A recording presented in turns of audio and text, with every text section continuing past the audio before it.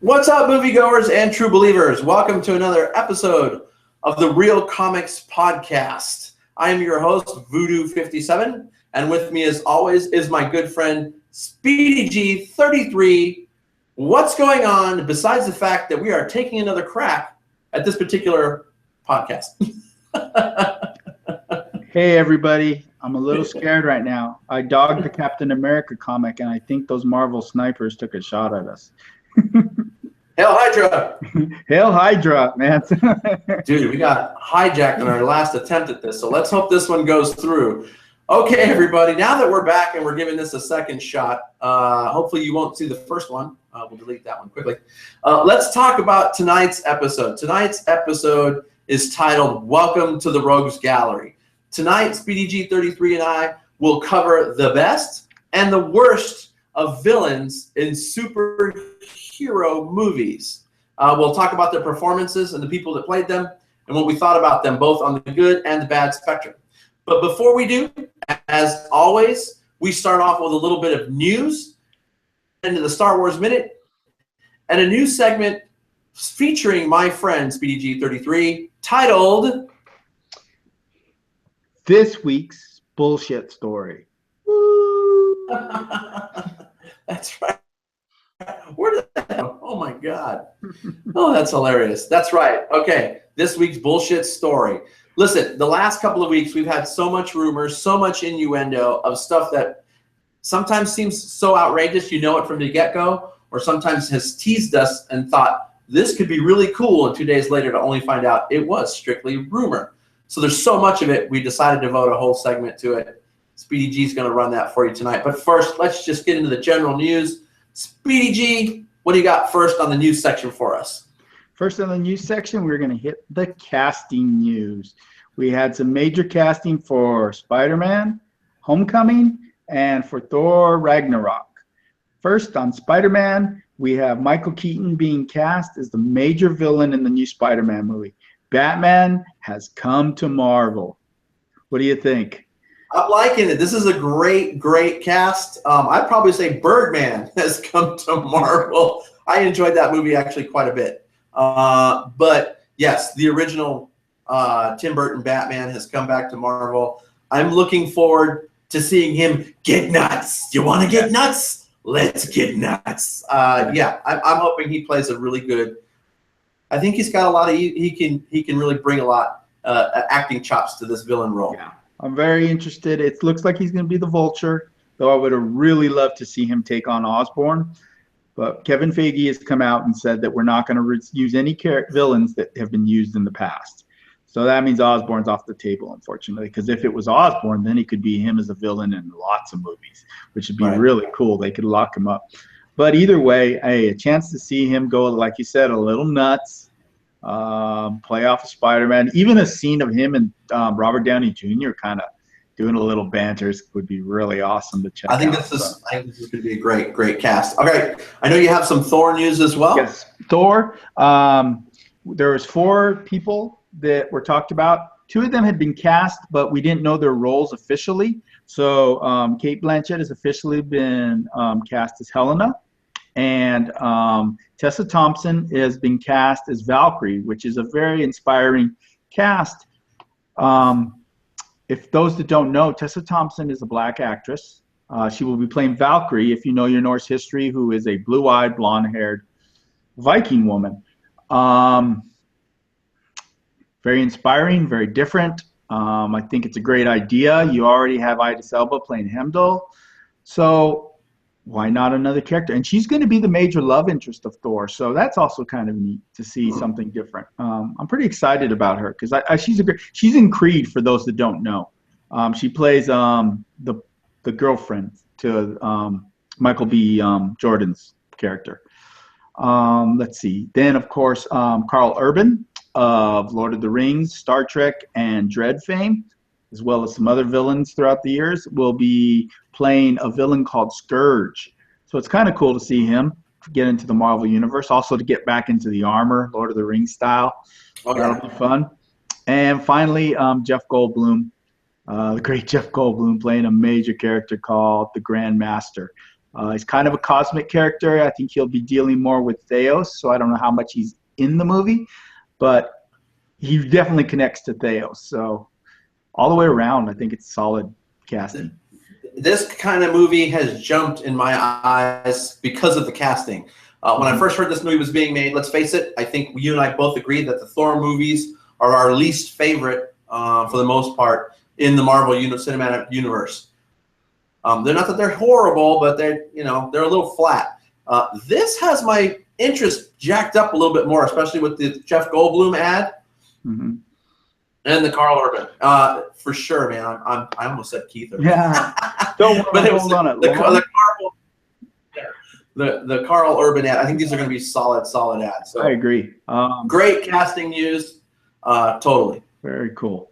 And I think we're going to continue. I think we're going to continue with the casting news. I just got one little tidbit here because I was kind of focusing on the Star Wars news today. But Ryla Fukushima, she was last seen in the Wolverine movie where he traveled to Japan. Kind of played his partner and his escort through that movie. She did a really great job. She's just been cast in Ghost in the Shell, not alongside Scarlett Johansson. So, I don't know if the race issue had something to do with this cast. This actress is a good actress. I believe you said that she's been in Arrow. She plays Katana, who's going to be in Suicide Squad.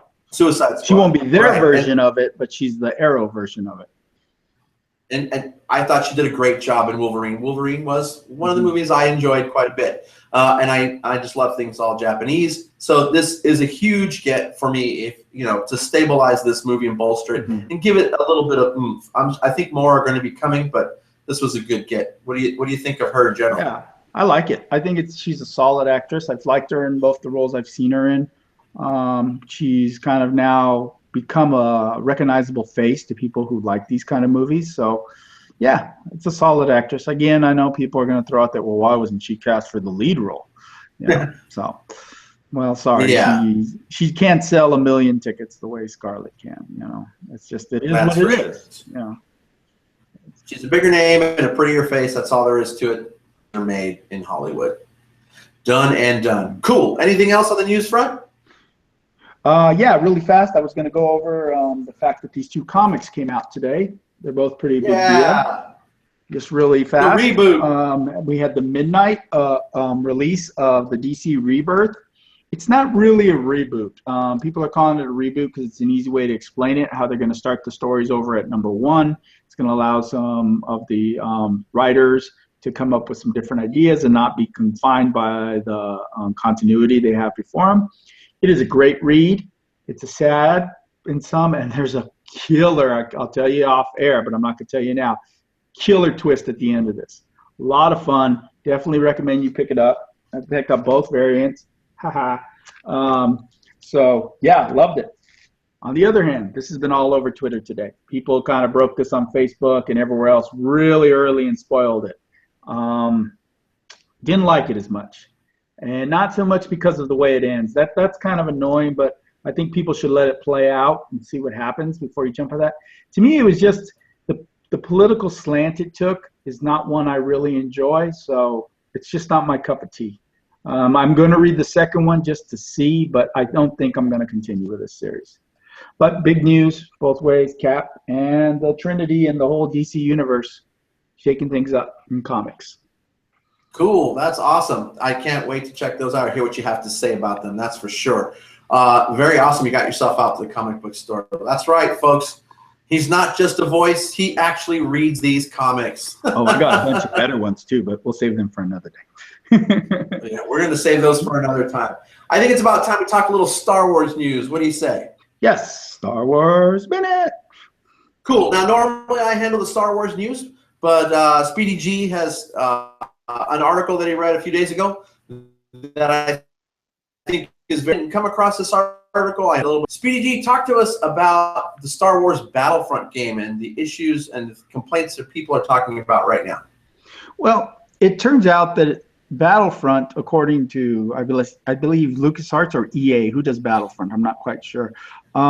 They are saying that part of the reason that they rushed, they're admitting they did rush the game, is because it needed to coincide with the release of Force Awakens. There was a lot of complaints about the game that it didn't have single player missions. It really didn't have anything from the new movie.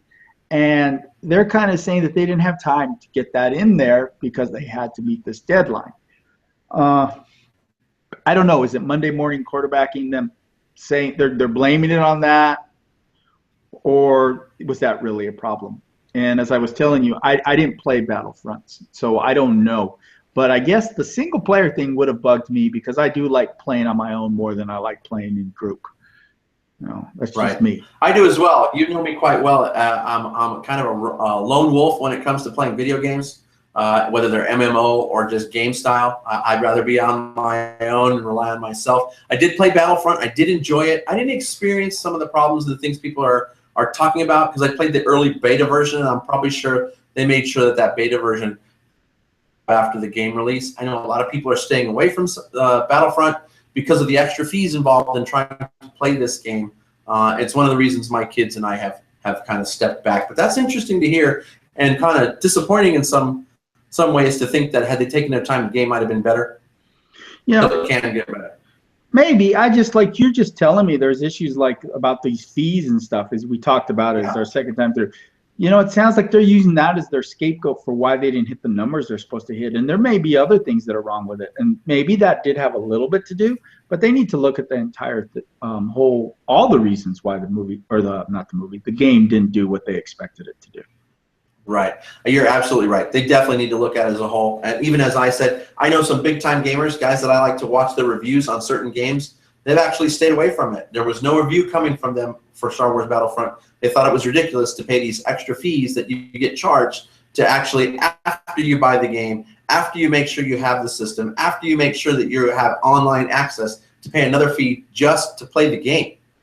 Just to play the game. It doesn't get you anything else. It doesn't help with other content. It does help, you know, with the loads and things like that, but it's still an additional fee, and I believe it's $50. Holy smokes, a month? That's right. No. We have to double check that, but I believe it's $50. That's even if it's 35. Anything else to play it once you've bought it and you're already 19. Is that what WoW is? I thought it was 15. WoW's $15 a month to play. Okay. So, what is Overwatch? Yeah. I wonder. I don't know. That one's a Dakota. That's my son Dakota. He's all over that one right now. Okay. We'll try not to go off on a game or two. All right. Yeah, that's not. But I think we're making our point here. You know, hopefully they get their shit together. Plain and simple. What do you think? Yeah, definitely. Cool. All right. Well, I've got some Star Wars news myself, and you can't have Star Wars news without talking about this woman. And the woman I'm talking about is Candace Payne. She's a mom from Texas who went out and got herself a birthday present, something, and she just wasn't quite happy with it. So what did she spend the money on when she took it back? Mask. And if you've seen this video, it is hilarious. Right now it has over 110 million views. This, and you don't laugh and smile. Like I said on our Facebook page, you have no soul. This woman's laugh is addicting. It makes you laugh. It makes you smile. And it's taken just a few views from her friends to 110 million. On top of that, she's had an appearance on James Corddry's night show, and it also included a small feature with him, or with her driving him to work, as well as an appearance by J.J. Abrams. On top of that, the people from Kohl's who found out that she got the mask from that store asked the family to come back and gave everybody in the family a Chewbacca mask. So Speedy G33, what do you think of Chewbacca Mom? Might as well just call me Palpatine now. I have no soul. It is a non-story for me. I saw it on our Facebook page. I started watching. I was like, okay, all right. And I left and I moved on in my life. And now I find out that this is like the most important thing in the Twitterverse, Facebook, whatever. And I was like, okay. It's just huge. It's to me. It's huge. And I'll tell you why. This lady just did. This lady did something crazy, and now she's on talk shows. Now she's talking to J.J. Abrams. And as a matter of fact, I didn't see the full thing, but to add to the Star Wars news, Peter Mayhew, dressed as Chewbacca, for the StarWars.com channel, watching on an iPad this particular Chewbacca Mask Lady video. So it is transcended all the way to the set, Yeah, good which for is the Star reason I Wars. brought it up. I mean, it's good PR for Star Wars. I'm not going to knock them on it. It's just, it didn't do It much. definitely is. It definitely is. But it's been a blast. Whether you like it or not, it's definitely fun and worth watching. Clearly, Speedy G is possessed by the dark side of the Force, but I'll leave it at that. The next big story I want to get into, or our last story for Star Wars news, is the Disney Netflix deal. This is going to start paying off. If you didn't hear, back in 2012, Disney signed a deal with Netflix, but it wasn't until 2016. September of 2016, that's the September of this year, you're going to be able to watch and stream anything Star Wars or Marvel, or should I say Lucasfilm and Marvel related. That means Disney. The cartoons and Disney stuff. So that means the cartoons, the movies, all of that stuff, exclusive rights will be on Netflix. If you Netflix subscriber, and if you love Star Wars, if you love Marvel, if you love the Disney stuff, if you've got little ones, is going to be huge. I think that their sales subscriptions are going to jump through the roof. Speedy G, give us your thoughts. Yeah, and when I said Disney, that means Jungle Book, that means Cinderella, that means the movies, all this stuff. Cinderella, Alice in Wonderland. And then the other thing people don't understand, this isn't Netflix like it's been in the past. This means that these movies bypass HBO, Starz, Showtime, Cinemax, and they go straight to Netflix. So they're going to be available literally right after the DVD period. You know, there's a small period where DVDs come out for sale. It's about a month or so before they hit the paid channels. So instead of that month after DVDs where you tend to find them on HBO or something like that, you're going to find them on Netflix. So that's pretty big to find them all in one spot and not spread out like, you know, one's on Starz, one's on HBO, and you might not have both services. They're all going to be there. Pretty sweet. I think it's pretty cool, and as a Star Wars fan especially, and a Marvel fan, I can't wait. I'm going to be watching on there. How often? I know they're going to spread it out. They're obviously not going to throw it all up in September. At least I don't think so. Well, I hope they put Rebels on there soon because I want to watch Rebels, and I kind of missed the boat, and you know I don't have access to season 1, so until I see season 1, I'm not going to start watching 2. So I want get Rebels up there for me. That's what I want. That's pretty much what I'm pushing for at this moment. Right. Very cool. Okay, I think that takes care of our Star Wars news. Speedy G, it is time to introduce your segment. Yes, I am calling this the bullshit story of the week. So what quantifies it as bullshit? Well, it's that story that you read tomorrow on a Thursday or a Friday, and you know that this is bullshit. But for some reason, everybody picks it up, everybody preferences it, that it's probably not true, but they still run with it. Then a couple of more of the kind of mainstreams pick it up and run with it. And by Monday, it's trending like it's the truth. And there is no fact, no one talked to a director, no actor said anything, nothing. Literally, you know, someone just sat around and said, hey, let's speculate this, and then everybody runs with it as fact. And there's at least one of those a week. So this week, I'm going to talk about the Kingpin on Spider-Man story. Okay, when I first saw this story, I knew it was bullshit.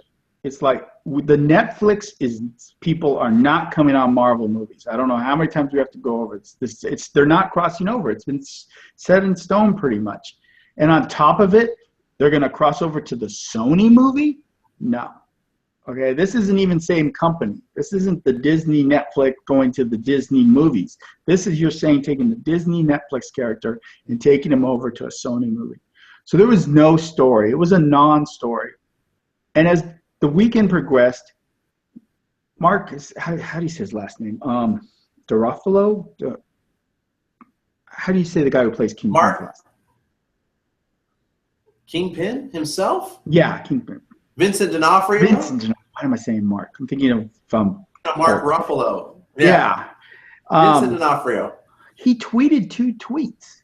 First, he said, for news to me, let Marvel know, like kind of saying, that'd be cool. And then he came out and goes, sorry, guys, this isn't going to happen. Yet people still ran with it and wrote stories about his tweets. Like, he confirms that he's not going to be in it. Well, he's confirming that someone made up a bullshit story. And people, it's total clickbait. You know, we have rumors in this kind of, entertainment that we go across all the time, but at least, someone heard from a director, or there's a few scoopers out there that are legit. But it just frustrates me when people ask me questions about, well, did you see that? Did you see that? What do you think of that? And they're like, it's bullshit. Well, but I read, and I go, no, it's bullshit. So that is this week's bullshit. This week is Kingpin on Spider-Man bullshit. You got to hold that higher, man. Put it up higher so everybody can see that. That's hilarious. This week in bullshit. I love it. Good job, Speedy G. You know what? I totally agree. I sent you that story. I got excited and I was really hoping that, I even forgot about the fact that that's a kind of like I did. I thought really awesome, but great. And you start to break it down, they're not going to do it that way. So definitely agree with you there. Plus, just look at it as a movie. All right. Why would you bring him in when you already have Michael Keaton as the villain? Then you turn into the old Spider-Man movies that we hate, where they have too much villains jammed into the movie. That the timeline for this, I think that rumor when it looked like Michael Keaton wasn't going to sign to be the villain. He looked for the next best thing, and this one kind of popped out there. And then, of course, and confirmed, check, bullshit. Yeah. For sure. Yeah. All right, awesome. I think we've covered all the news. Yeah. Let's do it. Let's get into welcome to the Rogues Gallery to discuss and worst in superhero movie villains on the screen to this date. We're going to start off with the worst, and we'll leave you with the best. Speedy G 33. We're going to talk about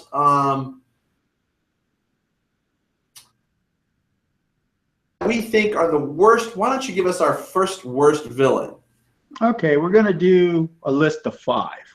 We probably could have done a lot more, but we knocked it down to 5 villains that have been in the movies that we just really stood out as being bad. And there's, you can argue there's a lot of bad ones, but we're going to say these are the worst that we've seen. And this one was controversial. This wasn't my 5th. It was either my 6th or 5th, but we had one 5th. We're going to go with something that just came out right now, and I know we're going to piss off a lot of DC fans, but we're going to go with Lex Luthor, Jesse Eisenberg. I didn't hate him as much the first couple times I saw this movie. I've seen this movie a few times. But as it went on, the more I thought about it, he's just, and it could be partially writing, but then he also made a choice to kind of take it to that over-the-top level that became annoying. He just doesn't work for me as Lex Luthor. I know I'm going to get hate. I don't understand DC. I understand DC. Sorry, guys. I don't like him as Lex. He's just not, to me, a good Lex. He's not interesting enough. To me, Superman or Batman are more the villain, depending on what point of view you're looking at it. And he's just kind of in it. I don't know. And then the way he creates Doomsday was weak, and his whole plot wasn't that good. And yeah, I'm not fond of Lex. Your thoughts? Okay. I don't fanboy. I'm not a Marvel fanboy. I just enjoy good movies that entertain me. This Jesse Eisenberg version of Lex Luthor was horrible. I said that from the beginning. It was way too over the top cinematically. He didn't fit. It's like he almost tried to over others. Annoying, extremely annoying. And you're absolutely right. The way the tone was set, your villains were to choose from either Batman or Superman. It's just a means to an end to create something else, and just simply in the way, if you ask me. Yeah. I thought the whole thing, and it still would have been kind of movie. Number 5, worst villain to start. Yeah, without Cool. a doubt. I'm gonna, for sure. All right, so we're going on our way, counting down to number 1 of the worst villains. Number 4 is one of your favorite actors, characters. He was in the Amazing Spider-Man. Actually, was it the Amazing Spider-Man 2? What was the title of that? 2. I'm not sure. 2. So the actor and the character we are talking about is, give us your thoughts on this character, Speedy G. Oh gosh. Again, just I don't know. He started maybe with a little bit of potential, but he just went off the rails. And again, he became annoying. I didn't like the techno music. He just didn't seem like he was a threat at all to Spider-Man. He seemed, what's the word I'm looking for? He just seemed too cartoony. And yeah, I didn't enjoy his performance at all. It was not a good performance and not a good villain. Easily the worst part of that movie. Clearly, brother on steroids. It's the look in living color skit these guys came from.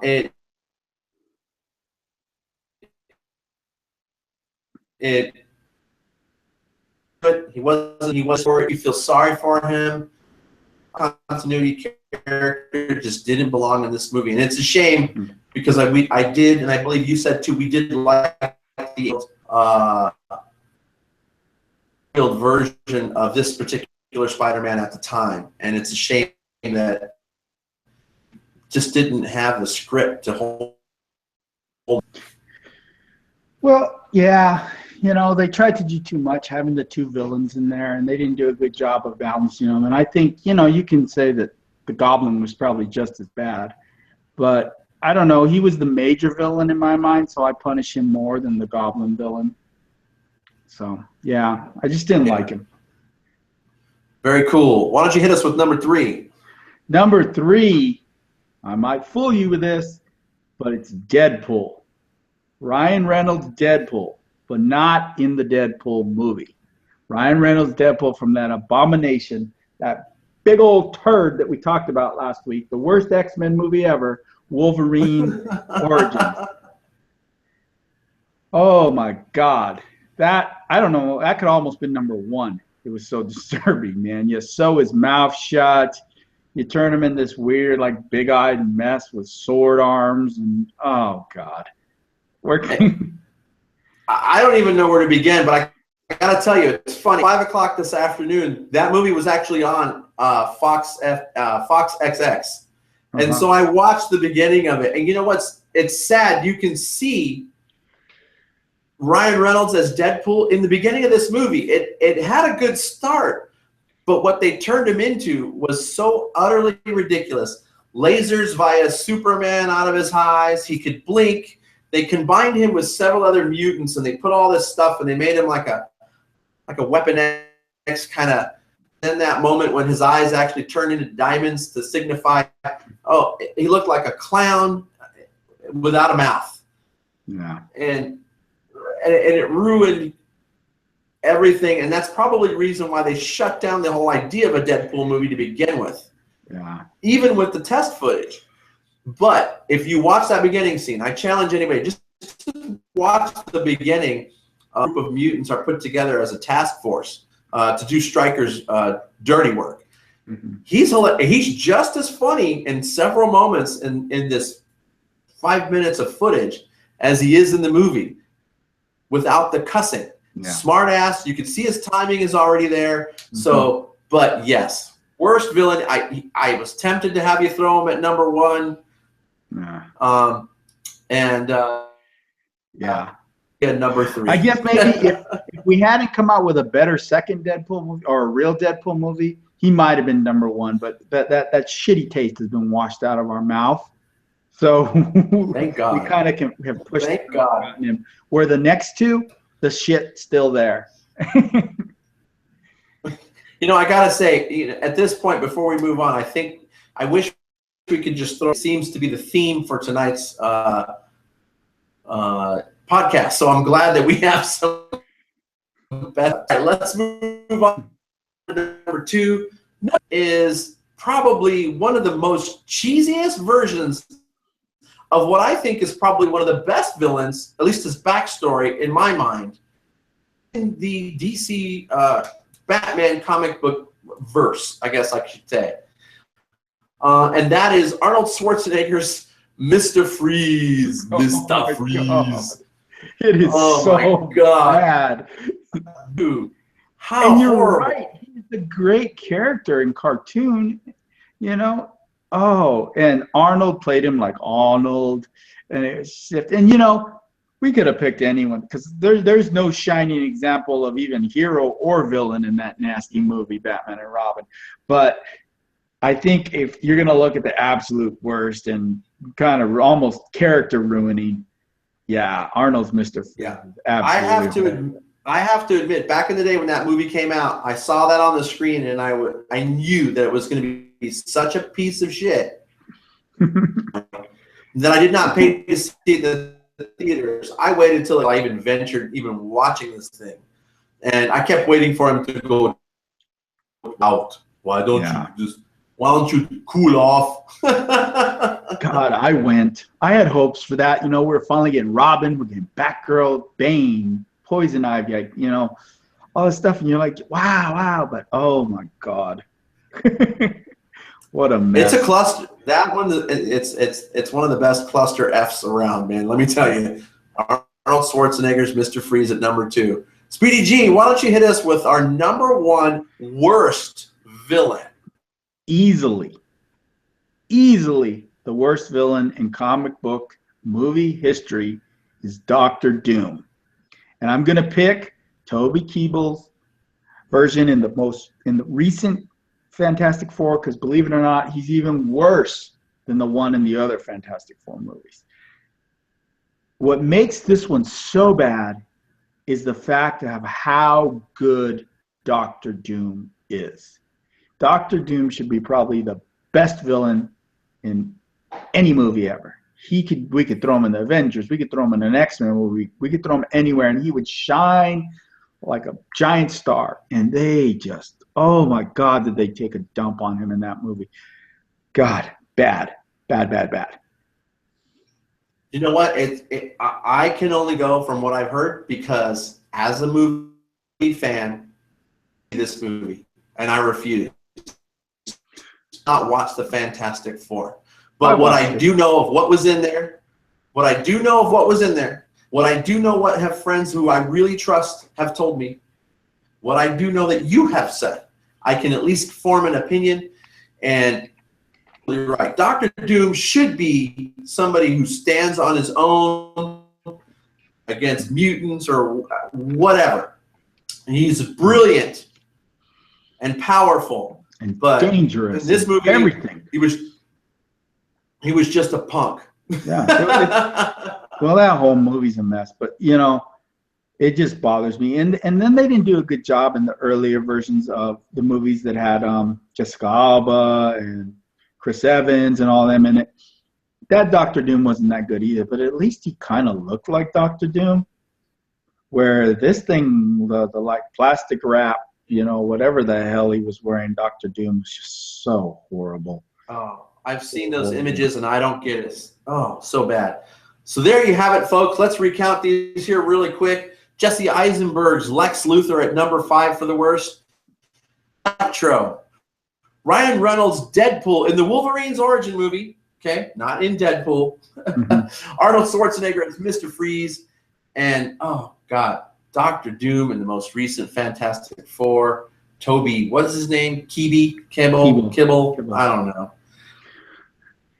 To all the worst. Is there someone that we didn't put on there that you would have liked to see on there? Is there someone else that really bugged you?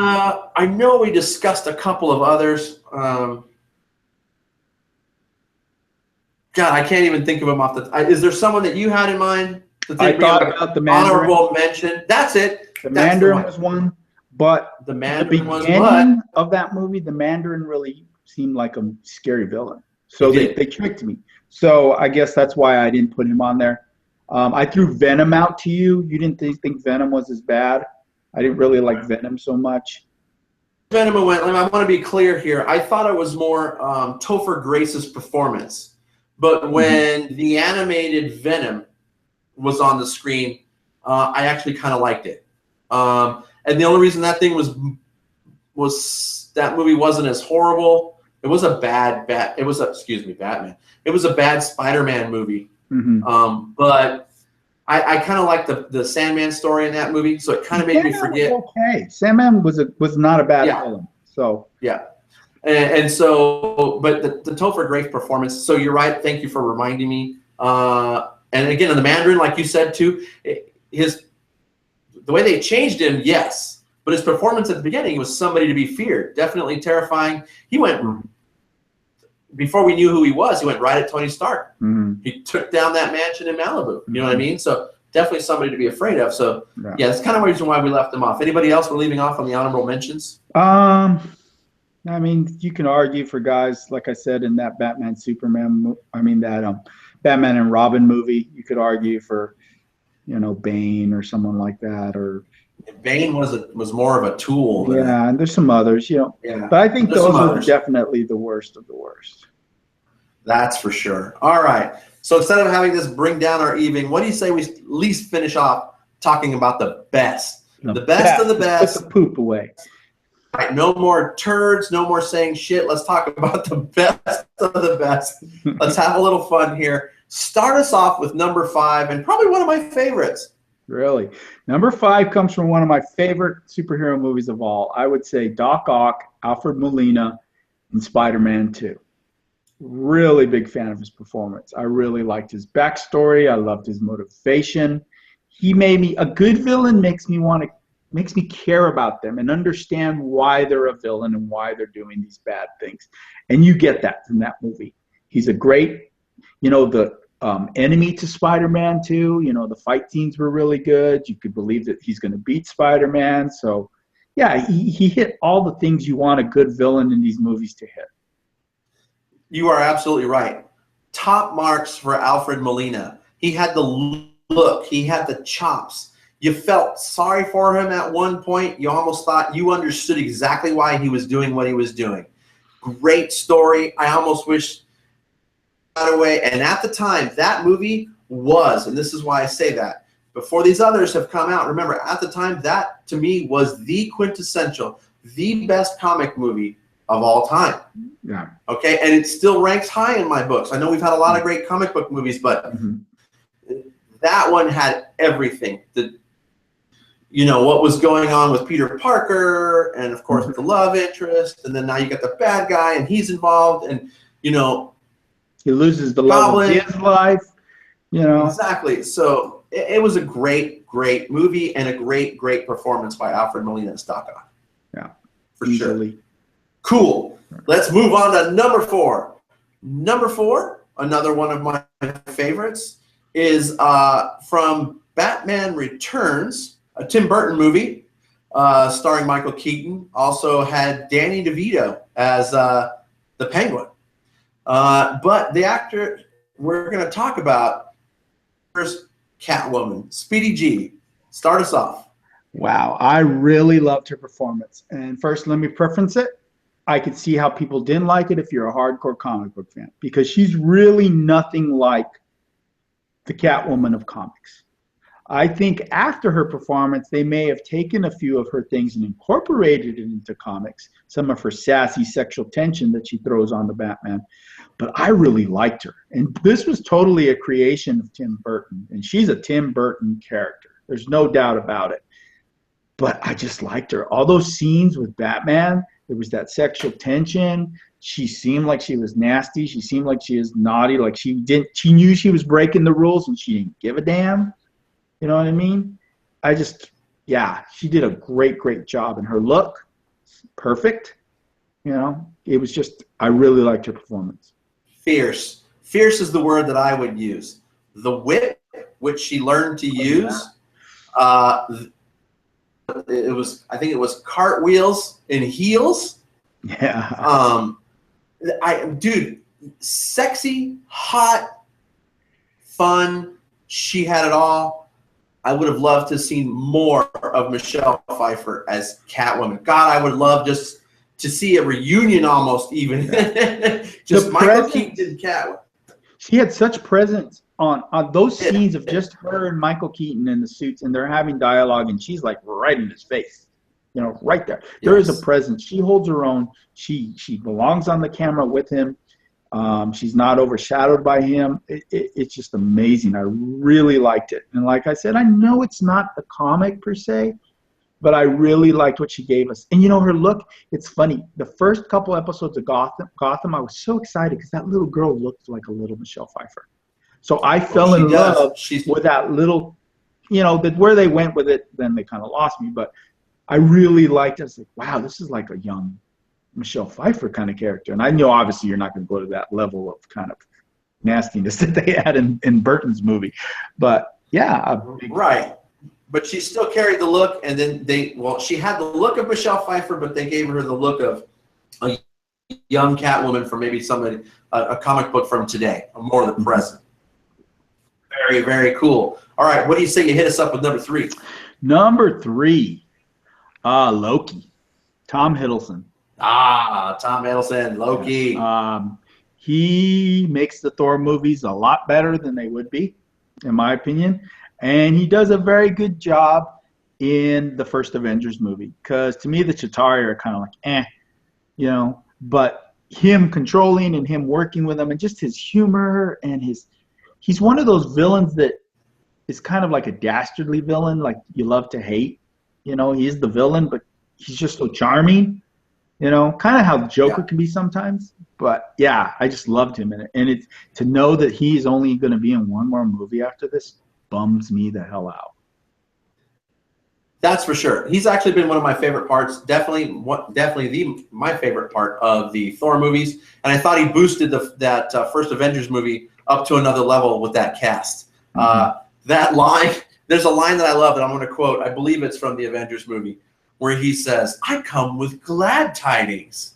I mean to rule you." I mean, you're right. Dastardly, evil, cunning, scheming, sneaky, the definition of evil. And Tom Hiddleston plays him to the hilt, and I love it. He actually made the second movie. If it wasn't for Tom Hiddleston's Loki character, the second movie from Thor would have been even worse. Yeah. But he added something to it, and he was really good in that role. I hope he gets a bunch in this next movie. I really am. I hope he gets a good send-off, man, because he's he's the best villain Marvel's had. It's not even close. There's no one else even in the same room with him when it comes to being the villain at Marvel. Not yet. I think we've got something to see in the future, but we'll see how that character. They're gonna have to really Yeah, definitely Loki. All right, Loki at number 3. Let's move on to number 2. Give to one particular actor because I think we have 2 great performances of the same character. Is that correct? Yeah, because it's the same series, if you ask me. So it's an old The and same young. series, and that's right. And the person that we are talking about, the character we are talking about, played by Ian McKellen, Fassbender, Magneto. Mm-hmm. But this character in both sets, past and future, whatever you want to call it, days, movies of future past, like we talked about last week, I think Fassbender brings a more meaty. He's had the more meatier scripts. There's a lot of raw emotion there, but at the same time, the Ian McKellen, those early X-Men movies, he held his own. He had power, strength, experience. You felt that he had been doing this all these years. I think both of these actors have brought a lot of character. Magneto, what do you say, Speedy G? Oh, heck yeah. Like you said, the early ones, he really helps establish that relationship with Xavier, with him and Patrick Stewart. He does a great job. Now, we're not going to talk about number 3 because number 3 is a toilet movie for all of them. But then he continues even in Future Past, where he's not really a villain. He's older, but that whole realization of like the mistakes he's made, and he sacrifices himself to make sure this mission really comes to fruition. I mean, all of that is awesome. And then you look at Fassbender taking it from the level of him being conflicted and confused, and when he turns on Xavier more than once, he's responsible for Xavier, not being able to walk anymore. Both of them, I've had my complaints about the X-Men movies because I feel that Singer focuses on them too much, But I guess if you're going to focus on them, cast these 2 actors and give them good stuff to work with, and he's been successful in that, without a doubt. That's for sure. I would totally and completely agree with you. I do want to preface this. It remains to be seen. We do have a movie coming out tomorrow, as a matter of fact. That is X-Men Apocalypse, and both of these actors will once again get to stretch their acting chops, so to speak. And let's hope that they still can bring a little bit of both. I don't think Ian's in it. To the Is table. Ian in it? I'm not sure if he's. Oh, he is. I'm pretty sure. I thought that there's at least a moment or two. I'm not sure. I have to double check. I could be wrong. I want to double check the casting list. Okay. But I thought that he had at least a little piece in this as well. I don't know if that comes back to the whole. That's why I said it should be both actors, because there's another example. This would be the second time they're both in the same movie playing the same role. Right. So, for sure. A little different from our next guy. Why don't you lead us into number one of the best performances in a superhero movie?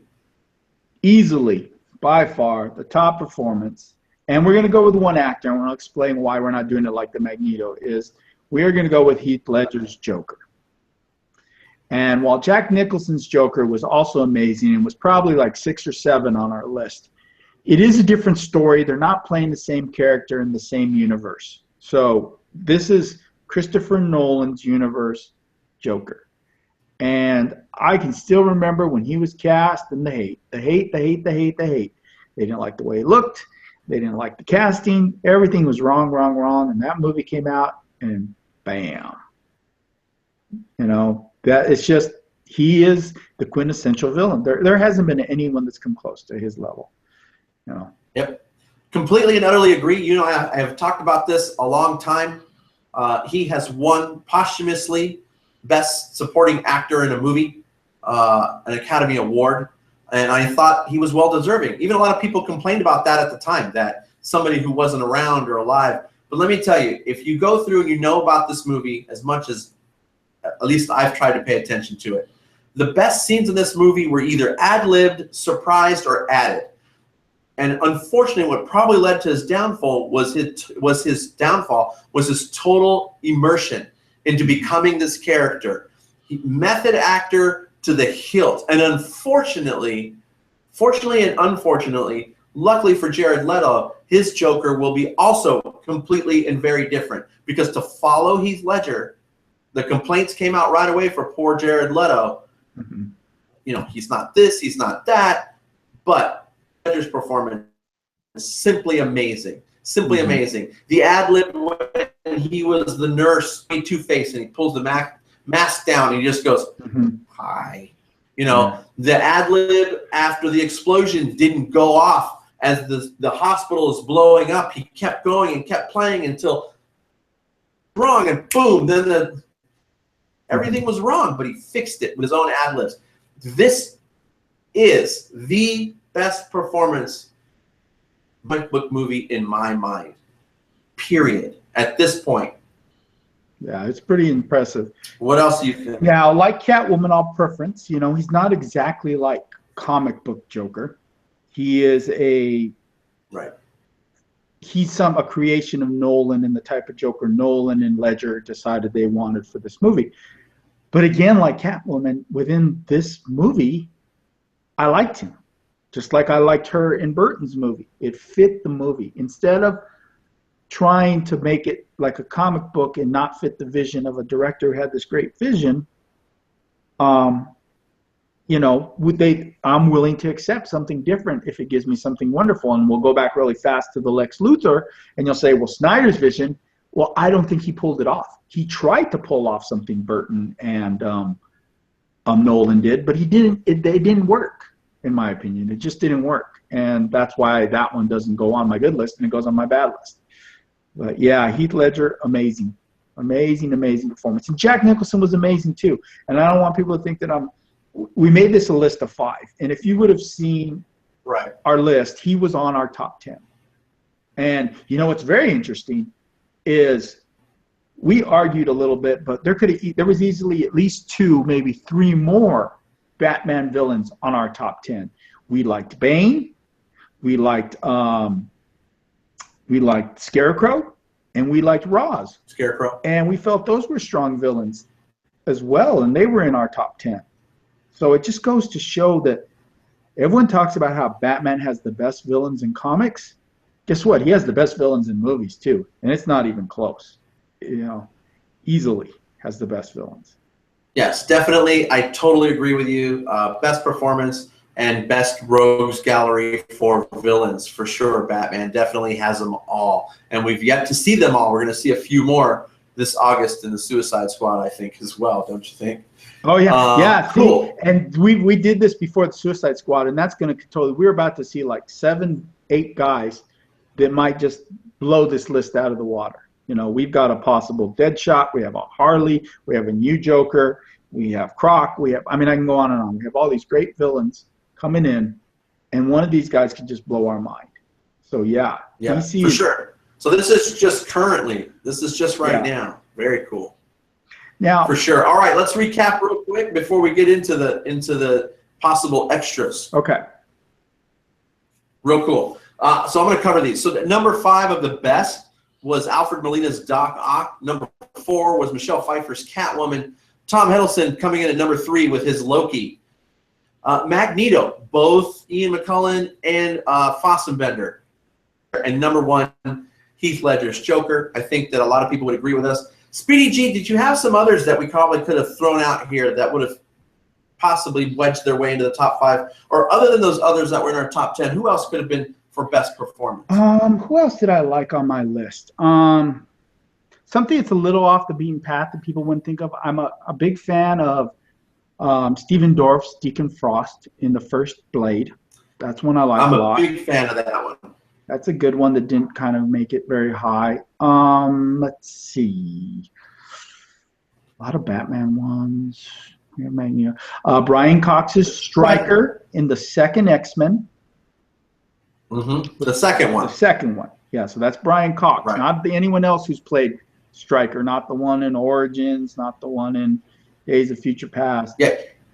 Just to bolster that, you can't get much eviler than somebody who uses his own son, Xavier, to hunt out every mutant to try to kill them with Xavier's power. Mm-hmm. That's the ultimate right there. So definitely part of this, what else?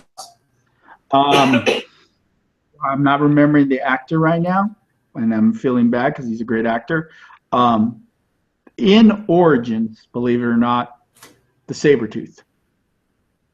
He's a pretty... Liv Schreiber. Liv Schreiber's Sabretooth. I said that too. Liv Schreiber's Sabretooth was pretty cool. Maybe not as true, but his performance was amazing. Mm-hmm. And he's one of those, he's the villain in that, but he's not really the villain.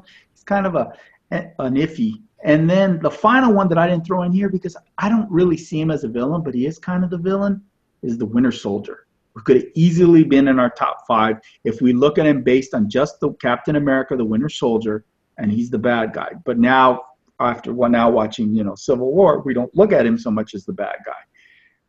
But he was an amazing performance in that. Easily, totally Books Gallery. It's all of it has been pretty and go through this. We were a little concerned about what everybody, and this has actually been quite fun. Really quick. Yes. Last week, how this kind of idea formed when we were talking is how I always complained that the Marvel villains suck.